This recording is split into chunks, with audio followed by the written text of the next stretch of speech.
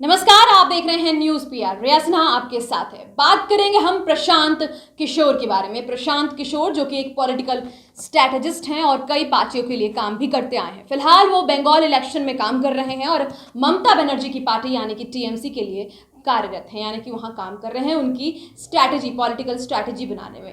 प्रशांत किशोर ने पहले भी बहुत सारे ट्वीट्स किए हैं और बीजेपी पे कई बार निशाना साधा है।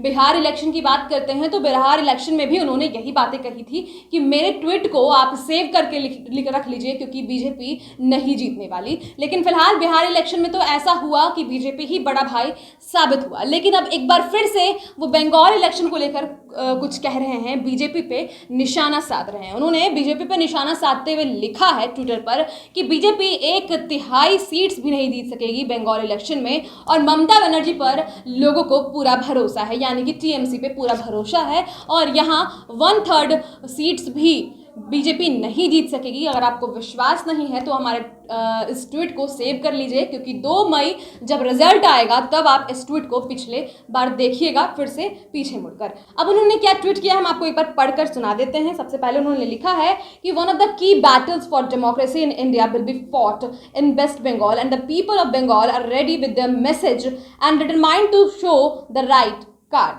Bengal only wants its own daughter. PS on 2nd May, hold me to my last tweet। किशोर ने तृणमूल कांग्रेस के स्लोगन और सीएम ममता बनर्जी की फोटो भी इसके साथ लगाए हैं और शेयर किया है और कहा है कि बंगाल को केवल उनकी बेटी पर भरोसा है। और किशोर ने यह भी कहा है कि बंगाल की जनता अपने संदेश के लिए तैयार है। बताते चले कि इससे पहले प्रशांत किशोर ने पिछले साल 21 दिसंबर को ट्वीट कर कहा था कि अगर बीजेपी बंगाल चुनाव में दहाई का आंकड़ा पार कर जाए तो मैं ट्विटर छोड़ दूंगा। पिछला ट्वीट भी आप देख सकते हैं, इसमें लिखा है for all the type amplified by a section of supported media in reality BJP will struggle to cross the double digits #Best Bengal। PS please save this tweet and if BJP does any better I must quit the space। यानी कि प्रशांत किशोर का साफ तौर से कहना है कि अगर बीजेपी 2 डिजिट भी वोट जीत पाती है तो मैं ट्विटर छोड़ दूंगा, यह मेरा लास्ट ट्वीट होगा।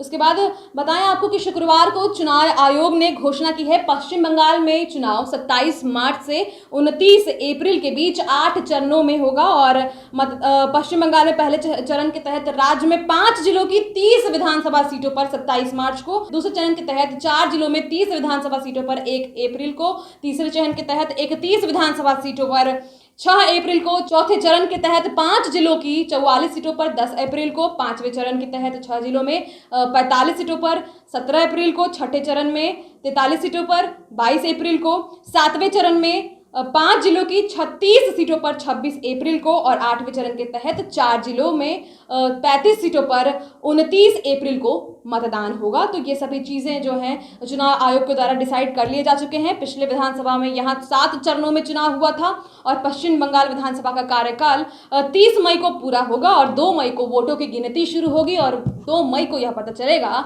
कि बंगाल का नया चीफ मिनिस्टर कौन होगा। क्या वो तृणमूल कांग्रेस की ममता बनर्जी होंगी या फिर कोई और नया चेहरा सामने आएगा। फिलहाल प्रशांत किशोर के इस ट्वीट पर क्या बवाल मचता है वो तो देखने वाली बात होगी, लेकिन एक बात तो ज़रूर याद रखना पड़ेगा कि जब भी ट्वीट करने की बारी आती है प्रशांत किशोर सबसे पहले नजर आते हैं। लेकिन विधानसभा चुनाव में वो पूरी तरह से गायब रहे थे। बिहार विधानसभा चुनाव की बात कर रहे हैं हम, केवल ट्विटर पे ही वो एक्टिव थे और अब वो चूंकि स्ट्रैटेजिस्ट का काम कर रहे हैं बंगाल में ममता बनर्जी के लिए तो वो बोलेंगे ही। फिलहाल इस वीडियो में इतना ही। बहुत बहुत शुक्रिया।